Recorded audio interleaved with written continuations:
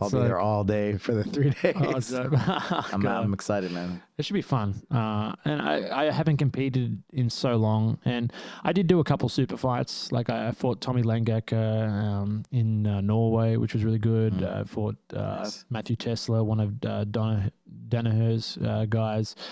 So I've been competing, but I mean, a lot of the time I'm traveling and just holidaying. Like when I fought both Matthew Tesla and Tommy Langaker, and they're both really great competitors.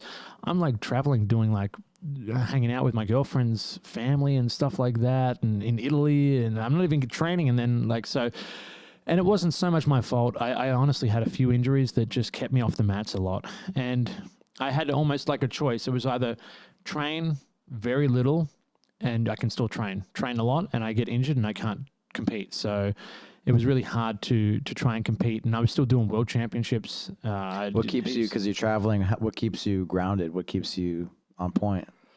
Well, I think just when it comes to jiu-jitsu, the way I look at jiu-jitsu, I think was very beneficial, where I try and look at it in a very long-term fashion of not trying to be really fit, but trying to be very technical and trying to be very efficient. So I think the way I train is really good because, one, I am almost always unfit. I'm actually really fit right now, so this is very different because I've been training a lot. But before that, I was always very unfit, so I didn't have a choice. You know, either if I push a high pace, I exhaust myself. So I'm like, okay, I need to be a lot more relaxed and really feel things and try and do only what I feel like is going to work. So I became a lot more efficient with my jiu-jitsu, which is great because now when I'm fit, I can just turn it up if I need to. But that was what helped me a lot, just the style in which I trained.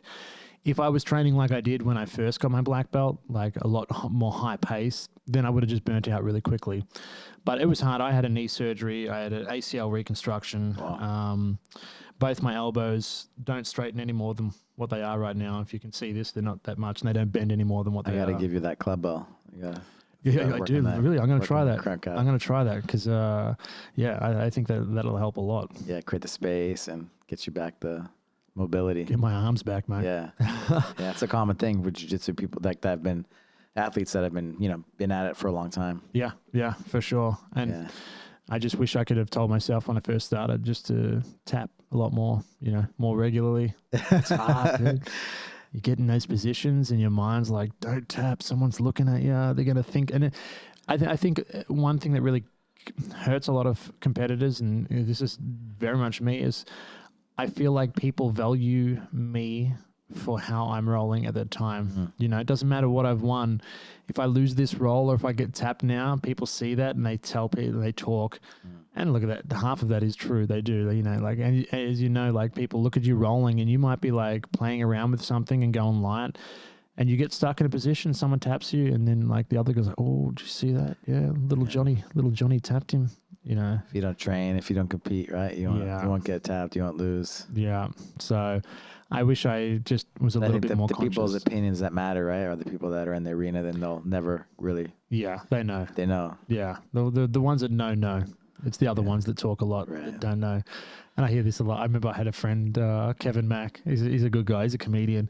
I was doing a skit with him, and I trained with him like a couple of weeks before that, and he was introducing me to these girls, and he's like, oh, Kit's a black belt, If me and him trained, I would probably only tap him once. And I was like, Kevin did train like maybe 2 months or something. I was like, hold on a second, Kevin, what?